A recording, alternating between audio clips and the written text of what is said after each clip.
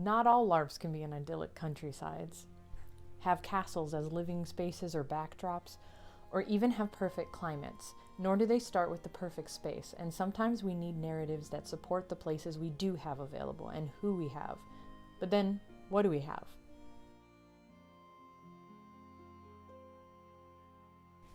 Hi, I'm WolfMaiden, and today I want to talk to you about 3 ideas or LARP concepts that you can use in your LARP, or think about if you're someone like me who has ideas always on the brain. Now first, if you haven't already, I would recommend you watch my video about how to start a LARP with your friends, since this video is tangentially related, but otherwise you can go ahead and watch for the ideas. I'd like to lay out everything that I'm going to be talking about in this video first, but I will have timestamps below if you want to skip to the ideas specifically. That said, the things that are important to keep in mind, as these ideas are flexible and they can be inserted into LARPs as like a single narrative, or maybe like a stone that kind of you build upon on your LARP or whatever.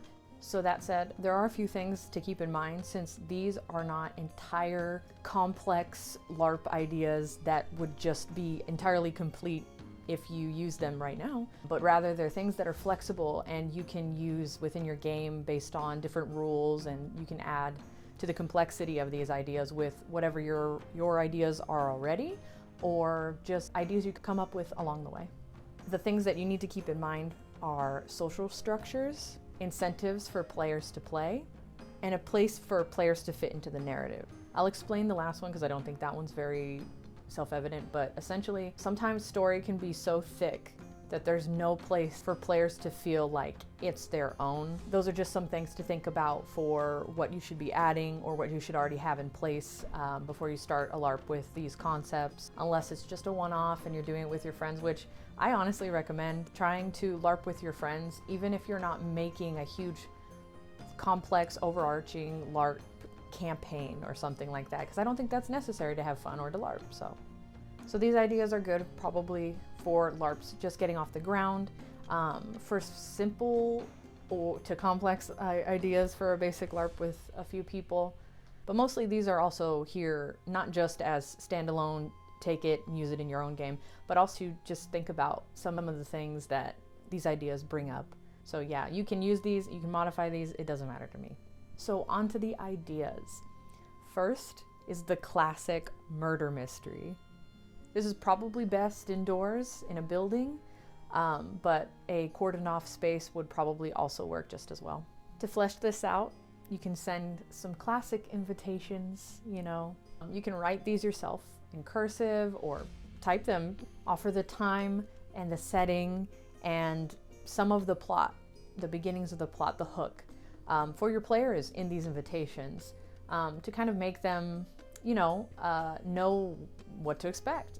They need to know what they need to wear and how they should conduct themselves. You could probably additionally add roles for them if they would prefer to have a role that they can already get into. So you would address it to, you know, a noble lady or a duke or, you know, a doctor, whatever is the case for your LARP. When players arrive, you can hand them envelopes containing the things that they need inside of them. This could be items or clues. So if they have something suspicious on them, or if they have something that they need to drop at some point or hide somewhere, you know, with specific rules, they need to see those. If you're having the roles there announced to them a little bit more, you could basically do what Werewolf and Mafia does, which is they have not necessarily roles but characteristics to them. So even if they're a doctor, they're the investigator or something like that, that they know something, right? They can do something extra. So it's like the gameplay. There should also probably be clues scattered about when the murder happens, of course. And then somebody has to be the victim. You can make it so that it's hard for the murder to even occur. You could utilize clues being scattered about and clues that are given to them and the way that those clues are supposed to be used. You could basically explain, if you want this to be more of a mystery, that it's a murder mystery, that like these are your tools and they all have certain goals. However, the murderer will have the role to murder. So they will, you know, of course, want to carry out their role, and that's their action-y thing, their special thing, versus like other players who might need a certain item or a certain alliance with somebody, or they think they're getting something else out of it. When in reality, everybody's here for a murder. Expanding on making the murder mystery a mystery is making a festive occasion, a meeting, or some kind of gathering that these players are going to into the murder mystery itself. Utilizing the same thing where like people have their skills and only the murderer is given or even told beforehand that they are there to murder. You could frame the whole party, you could lead clues up to the perpetrator, you could have authorities be on their way for a little suspense, whether it's police or local constable, depending on, you know, your setting. Having that sort of time limit, like the police are going to come at the end of the night, you're all going to be arrested if you don't figure out who did it. Maybe the players might even hijack this a little bit and have a scapegoat on hand just in case things go awry, and they don't want to get blamed for it. So this could really bring on a lot of like spur of the moment role play and things like that, as if your players are a little bit more experienced in role play. Otherwise, having more straightforward roles and things will probably help them navigate the game better. The second idea I have is small group social deduction. For this idea, having more space to play is probably preferred. If your players are more inclined to have combat in their game, this is also one that can kind of utilize that. Even if you don't have players for NPCs, if you have somebody who's in charge, whether that be the GM or a player, and you have a camp that the players are within, they all have a single allegiance to something, whatever that may be. Maybe they're training, maybe they ran away from a battle and they're, you know, deserters, or maybe they escaped with their lives from a battle against an enemy that is way larger than them. And this is the threat that you're going to have here. There could be a traitor among the group, and they need to discover who that is before the enemy army gets to them. Or, alternatively, they are killed by the traitor. Now, you don't have to like werewolf it or something where you're killing people every night or whatever is the case, every round of this. But having a sort of suspense-driven moment where, oh no, you know, a player's been poisoned, and having that like, you know, you need an antidote, you need to find the traitor, that kind of thing. Maybe there's a decipherable clue that leads to the fact that, oh yeah, there is a traitor. Or maybe there's a actual, like, the army keeps finding you guys. You hear that sound of the enemy horn, something that signals that the enemy is coming, and they need to be on their toes, right? They need to figure out, why do they keep finding us? There's lots of little ways to kind of sprinkle in the mistrust and stuff between players, and this brings about a lot of natural roleplay, I think. It might be a little bit intense, especially if players decide that they don't like one of the other characters based on how their characters react to them.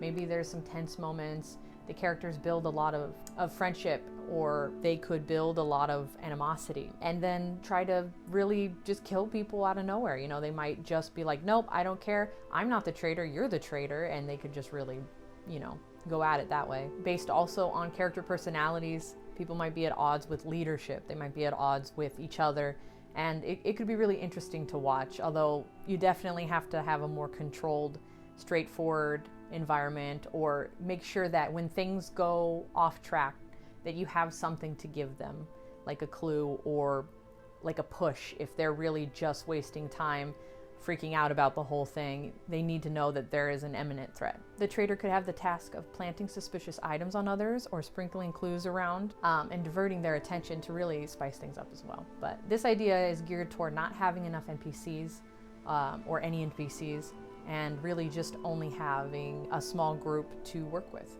If you do have the ability to use NPCs by splitting up a group, one with the enemy army and one with the player group, then it could be used to greater effect when the army comes down on them.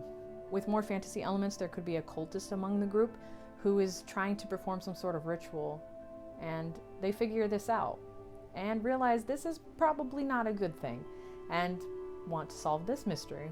The same thing here would happen. They would suspect each other. You would want to plant things that make it seem like, yes, the person who is the cultist is among you. It is not just that you found something culty.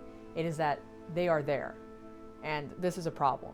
Puzzles like ciphers might be helpful, especially if players need to find notes or things that will actually hint at what is actually going on and also how to stop it. This idea would work best, I think, at the start of a new LARP or a newly established threat. So whomever is the threat, fantasy or not, they will basically be immediately given life by having the threat be so straightforward and also planted and ruining the relationship that the players are trying to build together. So they'll feel automatically, I think, that animosity or that threat level and kind of connect to whoever is your enemy on that level. So it would serve what I would consider several important purposes: establishing and straining in character relationships, and also hopefully bonding and strengthening them after the threat is gone. Lastly is the third idea, an object with sentience. For this idea, there's an object rather mundane or magical looking. It doesn't have to be anything too fancy, maybe a mirror, maybe a sword, maybe a chest. It should have a way to communicate, whether it be a note on it, maybe it's a puzzle they have to figure out, maybe they unlock a voice for it. The GM can only talk to them, or only one specific player can talk to them, meaning the GM delivers this information to them. And having unlocked the voice, they figure out this is an object that understands things, that wants something, that needs something. Maybe it's not an object at all, but a trapped soul in an object. Maybe it's an ancient being that survived an apocalyptic event, but now needs help being free. It could be so many things. And this idea, I think, is like, not that it's original, but that it is versatile. And it doesn't have to be hard to do, especially if you're lacking in NPCs. You can make the object your primary NPC. Now there's a million possibilities about what it could want. It could want that the players help them get revenge. Maybe they're the last surviving member of a kingdom that vanished, but the kingdom that took over theirs still exists. It could be evil, but the players don't know this until at the end of an arc they realize, facing the enemy of this object, that maybe the enemy isn't the bad one, but it's the object instead.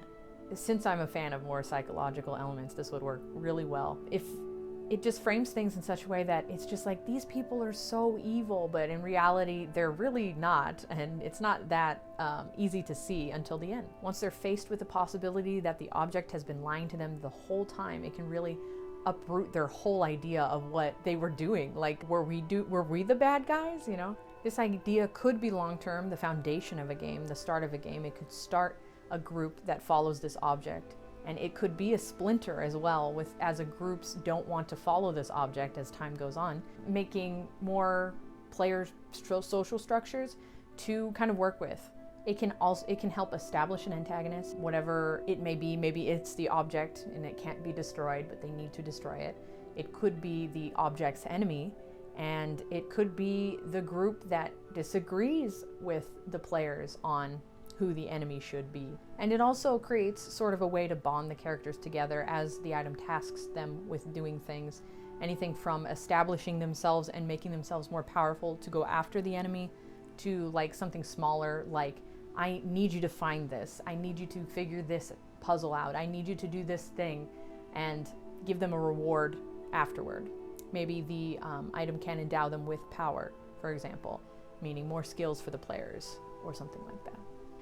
I think this could be a little trickier to pull off, especially if players don't really want to listen to it. If that's the case, you're going to have like a backup plan for why this thing is of some importance to them, why they need to listen. Really, incentives are really the best, I think, if you get something in return. Maybe the item kind of has a gold touch, right? And it just kind of makes things turn into gold, and players get money for doing the task this thing says. It basically can become its own nation insofar as providing the things that maybe a more filled out lore, with countries and things like that would have. It's like, this item has these things to give, and if we just listen to it, it will give us everything we need.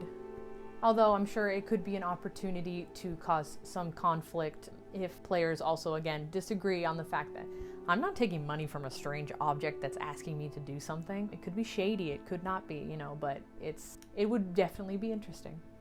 Writing a to-do list to kind of structure how this item's progression of things that the players need to do would probably help, especially since, you know, if they had a puzzle to unlock its ability to speak or communicate with somebody in some other way, if they figure out that puzzle in like 2 minutes and you don't really have much else planned, that could be a problem. So those are the 3 ideas that I have, and some of the other thoughts that I included throughout there about structuring LARP or structuring games in general. I hope that this was helpful. There will likely be more videos about this topic, about LARP concepts. I have a few already on my mind that are maybe more or less complex. One I think would be doable by any scale group, and I'm excited about that one. But next week I should have a video out about a colonial fair that I'm attending, so look out for that. I hope you guys got something from this video, and I hope you enjoyed it, and thank you very much for watching.